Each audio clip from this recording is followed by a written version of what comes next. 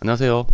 오늘은 속설 청개구리 매매법은 하락장에 이제 빛을 발하는 매매 방법이다 보니까 그 하락장의 종류에 대해서 한번 이야기를 해보려고 합니다. 먼저 하락 같은 경우에는 크게 두 가지로 나눌 수 있습니다.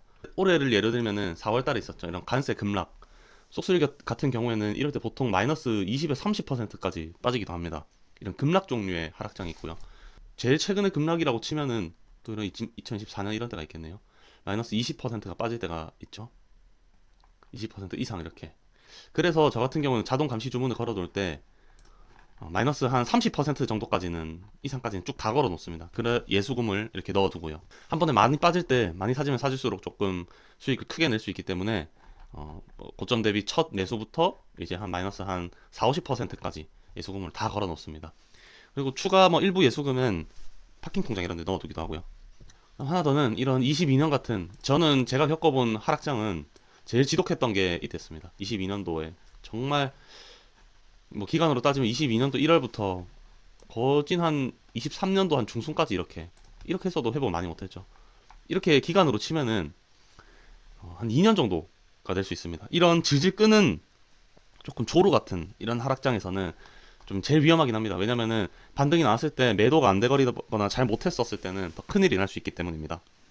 그래서 이 두 가지 급락장과 질질 빠지는 조루 시장을 이제 어떻게 대응해야 하느냐 하면은 첫 번째 급락장은 대응이 은근히 더 쉽습니다. 이런 경우에는 급락이 떨어지면은 오히려 좋은 게 개파락도 많이 나거든요. 이럴 때 평단이 크게 떨어집니다. 그리고 이런 급락장에서는 반등도 조금 크게 나옵니다. 예를 들어서 뭐 이런 시장 같은 경우는 급락 저점에서부터 80%까지 뭐 며칠 걸리지도 않습니다. 한 2주 정도 걸리죠. 이렇게 급반등이 나오기 때문에 한 달 안에 이제 수익을 실현하고 나올 수 있는 장점이 있고 평단이 더 떨어지기 때문에 평소보다 수익률을 조금 더 크게 가져갈 수도 있습니다. 급락 이후에는 급반등이 온다는 거를 조금 늘 생각하시면 좋을 것 같습니다. 뭐 여기 4월도 마찬가지죠. 아마 4월은 뭐 이때도 뭐 매수가 됐겠지만 여기서부터 여기 수익이 나고 그다음에 여기서부터 마이너스 75% 빠지거든요. 근데 저희는 마이너스 10% 빠졌을 때부터 여기서부터 분할 매수한다 치면은 이것도 뭐 한두 달 안에 저는 뭐 이때쯤에 매도했던 걸로 기억하는데 이렇게 급하게 빠질 때가 있으면은 반등 더 크게 잘 나옵니다. 이거 급락 그리고 급반등 이런 거 잘 기억해서 겁이 나더라도 보통 이까지는 잘 오지 않지만 대출 실행하는 그 순간이 오더라도 더 잘 기억을 하고 마음을 먹고 있어야 됩니다. 급락이 오고 모두가 죽고 모두가 힘들어지면은 나는 그때 더 사야 된다. 대출 받아서 사야 된다. 이렇게 계속 스스로 기억해야 됩니다. 두 번째 2022년 같은 이런 하락장은 이런 반등에서 분명 그 수익을 내고 나올 수 있는 기회가 있거든요. 그래서 이렇게 하락장을 보실 때 여기는 마이너스 막 20%, 30% 빠진 날 크게 없습니다. 보시면은 없죠. 이런 때는 빠지더라도 이까지 빠지는 게 한 60%, 5, 60% 빠지는 거거든요. 그래도 여기나 이런 데서 다 탈출로 나와줍니다. 수익으로. 그런데 급락장이 아니고 이렇게 몇 달 동안 뭐 하락장이니 경기 침체니 이러면서 막 말려 죽이는 시장이 왔었을 때는 매수가 적당하게 다 되고 났었을 때 수익률을 조금 더 안정적으로 9에서 10% 정도로 그냥 잡으시면 더 좋습니다.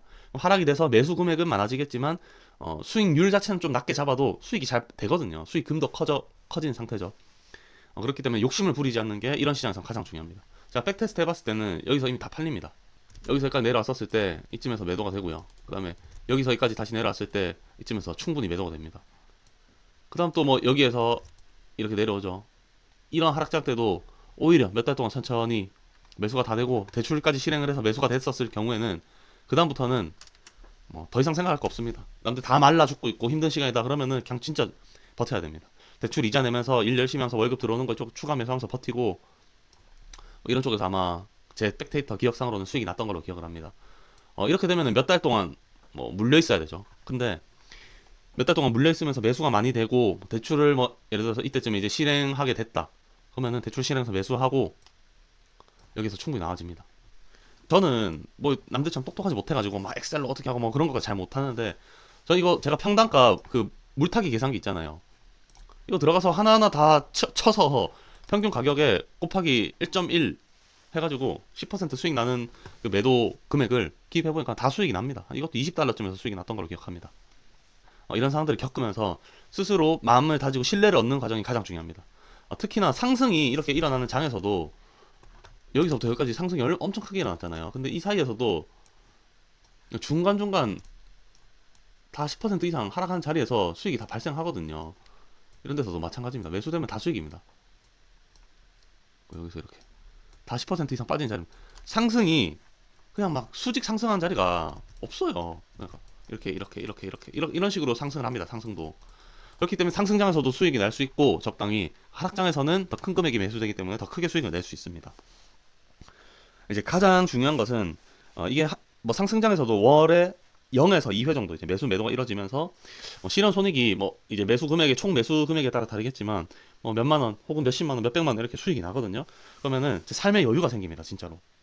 우리가 다 행복하게 살아야 되잖아요. 그럴 때 이제 돈을 조금 마음 편하게 쓰면서 살 수가 있습니다. 그리고 돈이 더 쌓이기도 하고요. 그리고 결국 나중에 좀 큰 하락이 왔었을 때 이제 큰 수익을 낼 수 있게 되고, 그리고 그 큰 수익으로 장기 투자 계좌에 매수를 해서 조금 제 삶의 좀 안정성을 또 높이고, 이런 걸로 또 변동성에서 수익을 내는 이렇게 하는 방법입니다. 마지막으로 또 다시 한번 말씀드리고 싶은 것은 대출을 실행하기 전까지는 기계적 매수를 할 수 있겠지만, 대출을 실행해야 되는 이런 정말 큰 하락이 왔을 그 시점에는 스스로 그런 하락이 왔었을 때 남들 힘들어하고 뉴스에서 뭐 경기 침체, 뭐 망한다, 뭐 잘못됐다, 뭐 이런 얘기 계속 나올 때 스스로 이렇게 다짐을 해야 됩니다. 그런 시점이 왔을 때 난 더 사야 된다. 좀 스스로 세뇌해야 됩니다. 이런 하락장 때 나는 더 사서 수익을 내고, 결국에는 사람들이랑 반대로 가야 된다. 대중과 반대로 가고 언론과 반대로 가고 이렇게 해야 된다라는 거를 스스로 청개구리라고 생각을 해야 됩니다. 그래야 돈을 벌 수 있는 것 같아요. 그리고 그렇게 번 돈으로 또 누군가는 사고 팔면서 막 벌었니 이렇네 하잖아요. 또 남들과 반대로 장기 투자해서 우리 나중에 뭐 10년 뒤, 20년 뒤에 회사 그만 다녀야 할 때쯤에 여유롭게 노후 자금으로 뭐 하고 싶은 거 하면서 살 수 있게 그렇게 해야 된다고 생각합니다. 대출을 실행해서 기계로 매수를 못하는 시점이 왔었을 때, 내 손으로 매수를 해야 될 때 하락장에 대한 그 시나리오를 계속해서 돌리고 스스로 세뇌를 해서, 그럴 때 더 크게 비율에 맞춰서 잘 매수를 해서 큰 수익을 내는 것, 이 마음가짐을 계속 갖고 있길 바랍니다. 오늘 영상은 여기까지입니다. 감사합니다.